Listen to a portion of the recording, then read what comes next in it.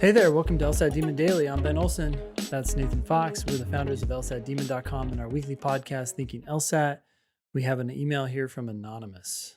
Hi, Ben and Nathan. I've watched around 100 episodes of the podcast, but I've never heard you talk about transactional law. If I am strictly interested in transactional law, that is mergers and acquisitions, capital markets, banking, is law school worth the risk? I say that because these practice areas are almost exclusively done in big law, and big law is only truly guaranteed at places like Yale, Harvard, and Stanford. The other T14 schools place well in big law, obviously, but it is not a guaranteed thing. For me, though, it looks to be big law or bust, since the type of law I want to practice is done at these firms. I suppose another question arises is this: should one go to law if they have no interest in being a litigator? It seems way too risky to go to law school without being interested in litigation, since most law students become litigators, which is why I have not fully committed to the idea. Just wondering what your thoughts on this are. Thank you, Anonymous. Sounds like me when I was going to law school. I thought I would never, ever want to be a litigator. I was like really uninterested in crim. Yep. I'm like, I'm never doing crim law. You thought that before you went to law school, or you thought that once you were in law school? No, I thought that before I went to law school.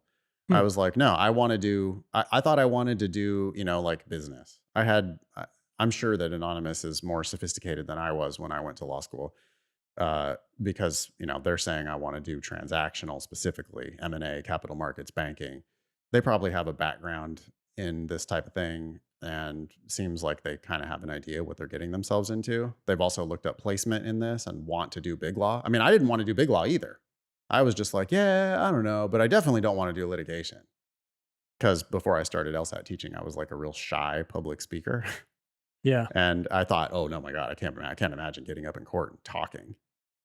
Yeah, that's interesting. So as you were reading this, I was thinking about transactional law.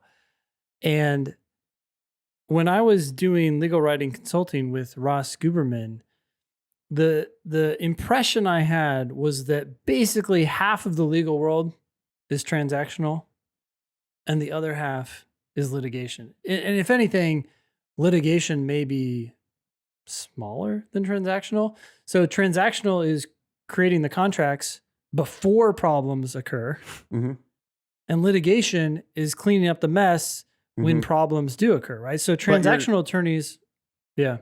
Well, you're right, but you're talking about in the context of big law, right? Like half of what's done in law firms, or maybe you were in medium firms or whatever, but what you're ignoring there is all these lawyers who end up practicing, I think specifically criminal law.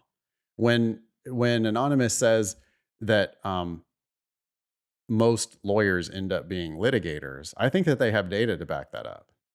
And I think that might be true in real life, because every DA's office and every public defender's office in every city and county in the entire country, that's just full of litigators.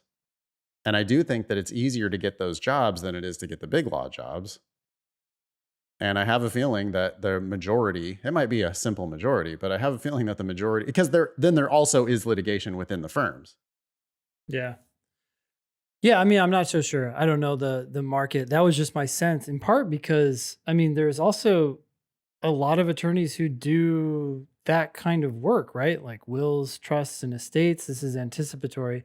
I don't know the ratios, but I think there's a lot of, it's still a very big, right, area of law.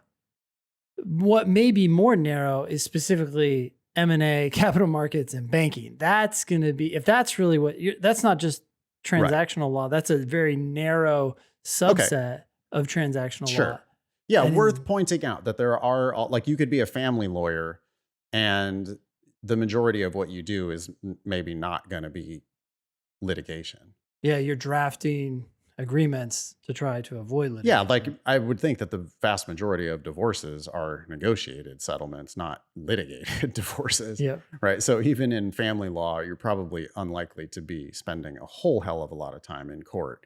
But I think when Anonymous says transactional law, yeah, I think that they mean M&A, capital markets, and banking. If that's the type of work they want to do, I think that that is probably done almost exclusively in big law. Yeah. So, that said, I mean, I agree that big law is much more likely for students who go to Yale, Harvard, and Stanford, but it's not necessarily unlikely at still these top schools, especially if you go on a scholarship, because you're just more a full scholarship, you're much more likely to be at the top. Yeah, as you And you're fall in also the reduced rankings, your risk. Yeah. yeah, as you fall in the rankings, your big law placement odds for the whole student population are lower. But if you're the valedictorian, your big law placement is like 100%. Yeah. And you don't even have to be say that word again.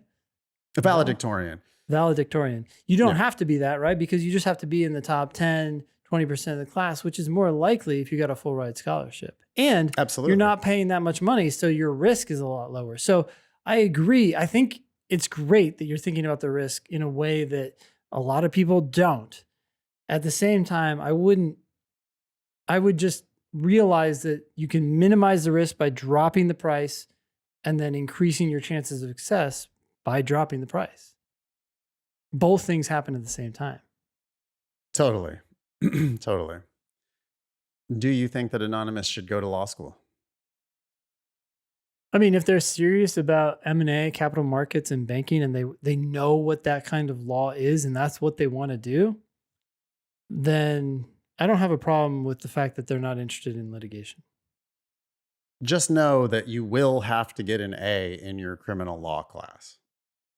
Yeah, but see, it's funny because I don't even see that as like litigation. There's like litigation, which is specifically the skills associated with that, right? Like trial advocacy and so forth. Yeah, you probably don't ever have to take trial ad. Yeah. You will have to take civil procedure. There are hoops that you're going to have to jump through, especially in your 1L year. There are Yeah. classes that you're going to have to take that you're like, I don't give a shit about this. Are you kidding me? You know, Yeah. like torts, really? I have to study assault and battery, or I have to study negligence even. Like, I don't want to, I'm not interested in that. I'm interested in mergers and acquisitions. Yeah, Yeah. it doesn't matter what you're interested in. It's an academic competition with the purpose of ranking you so that the big firms know who the ballers are so that they can hire those people. So you just want to, like, if you're going to do this, if you're going to go big law or bust, then I agree that higher ranked schools have better big law placement. You should also, though, acknowledge that if you're a big fish in a small pond, as you slide down the top 14 and even outside the top 14, the big fish in the small ponds do get recruited by big law. And even at a school like, Hastings or whatever, you're ranked 50th approximately in the country. There was on-campus interviewing from big law firms. They just only interviewed the top 15 or 25% of the class, or 10% of the class in some cases. And there were some firms that wouldn't hire at Hastings because they were only across the bay at Berkeley.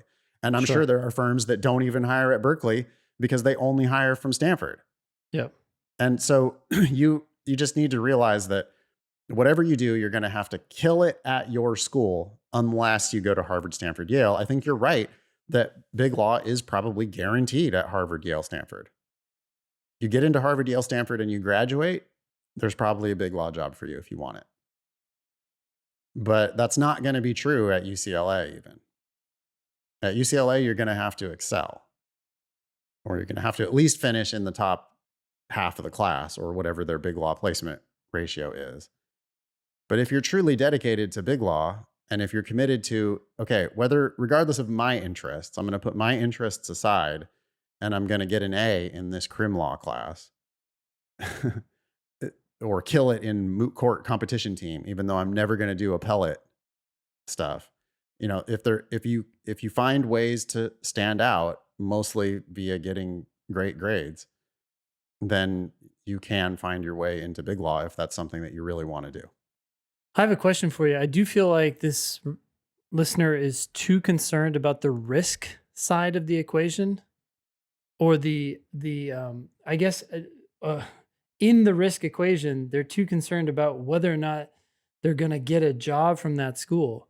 But if you could go to like Michigan for free or UVA for free versus Harvard, yeah, maybe your chances for getting into big law drop. But I think that you're now getting the upside of not paying any money. Yeah, you're a great candidate. You're a great candidate to outperform at those schools. If you're at UCLA on a full ride, then you're a great candidate to finish in the top 25% of the class or whatever that you would then get you comfortably into big law. You can also quit law school and have not lost that much money. After just 1 year. I Yeah. love this tip that you can go to law school. You know, like your friends and family will think you're crazy. I bet nobody ever does this. I mean, I've seen people drop out of law school. When I was in law school, we lost a few people, and I think every 1L class loses a few people. But you have to be like kind of tough-minded. Yeah. You could take a scholarship, and then if you do poorly in your 1L year, you might Or you actually just lose hate your it. scholarship at some schools. Sure. Or you just hate it like I did. Then yeah, you absolutely should drop out. And so that limits the risk, right? You're not committing to 3 years. You're only committing to 1 year at a time. Yeah. And you're actually only committing to 1 semester at a time. I think you pay your tuition 1 semester at a time. Hmm. So you, at most schools anyway. So I think the risk, and of course, as we always talk about, the risk is significantly diminished if you get yourself a scholarship. Then at least you're not paying money to go there. Yep. You can find out more about scholarships at lsatdemon.com/scholarships. Thanks for writing in. Email daily@lsatdemon.com if you'd like to ask us a question or share some LSAT or law school admissions news.